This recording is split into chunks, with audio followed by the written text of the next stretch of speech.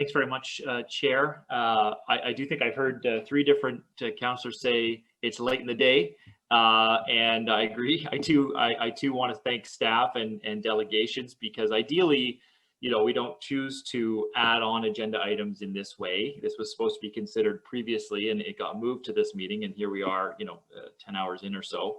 And after this, of course, we've got stage 1 and stage 2 LRT discussions. Woohoo! Who's excited? So I think I want to thank my colleagues too for this report in front of us. Councillors McKenney, Councillors Fleury, and then the discussion we've had on the issue here tonight. And I see the pictures scrolling in front of us as well. But I've also heard the delegations. And so you need to ask yourself as well, I mean, are these delegations saying something that's not true? I don't think so. I think they're telling us the truth. They're telling us what the conditions were there from firsthand accounts of people that live there.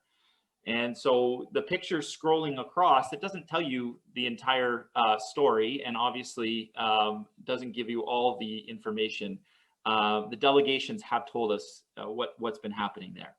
And so three major current concerns remain that I've seen: a lack of rights for residents in these residential properties, a lack of a competitive city bidding process, and then quite frankly, a bit of a mediocrity when it comes to urgency around these types of issues.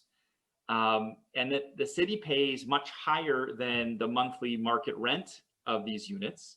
And the average length of stay for households is close to 4 months, with some families exceeding 1 year. And so one person is benefiting from that city business and taxpayer money without a transparent procurement process, ensuring the greatest use of funding. And I think what we're doing here today, what the discussion is about sending a message that this is no longer acceptable in our city.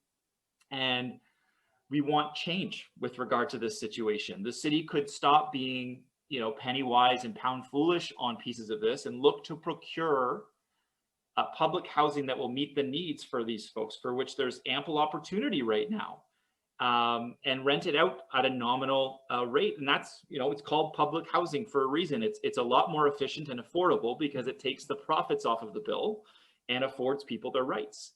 And so we live in a city where we have an estimated 20,000 vacant households. Many Ottawans are homeless.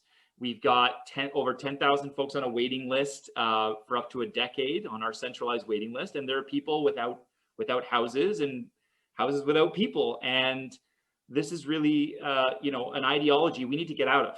And so, or a major deficit of imagination. And we need to really put 2 and 2 together here. So here we are, we're paying double what we could be paying, to the rental market. We're paying to warehouse folks who are low income, even though it would save us in the long term in order to respect human dignity and the needs of our fellow residents. And so I know some other councillors have campaigned hard for hotels to homes. I've campaigned hard for hotels to homes. Councillor McKenney has as well. Other councillors writing to governments. We've been working with the Alliance to End Homelessness, and then FCM and the federal government came through with that new funding. And it was after we did our first RFI on this. So we already did an RFI, then the funding came through after that. And so we're in a strengthened position now. And what it adds up to is this: let's support each other here. Stop with the division. Let's support the DUDAS motion that several of us councillors have already campaigned hard for. And let's also send a message that this type of housing isn't going to be accepted in Ottawa anymore. The Dean's Amendment does that. It sets the timeline to improve the lives of these residents. And it also, as Councillor Tierney has pointed out, it gives the ability to find a long-term solution and come back to us. The hotel market right now is difficult. It's not great. We actually have those owners coming to us and offering hotels. Whether they make sense or not, that's the decision of staff. But now that funding's there from FCM and the federal government, it makes a lot more sense now. So I like the DUDAS motion, the procurement portion. What the Councillor Dean's motion does is allows us to come back. It allows us to come back and speak to whether this by September we found housing for folks. And if we haven't, then it says that's okay. Staff can go back. We're going to keep working on this issue, but the intent is clear. The political intent is here, and this is a political decision. So I urge us to not be divisive on this one. Let's come together, let's unify, and let's pass all of these motions, including the amendment in front of us. Thank you, Councillor.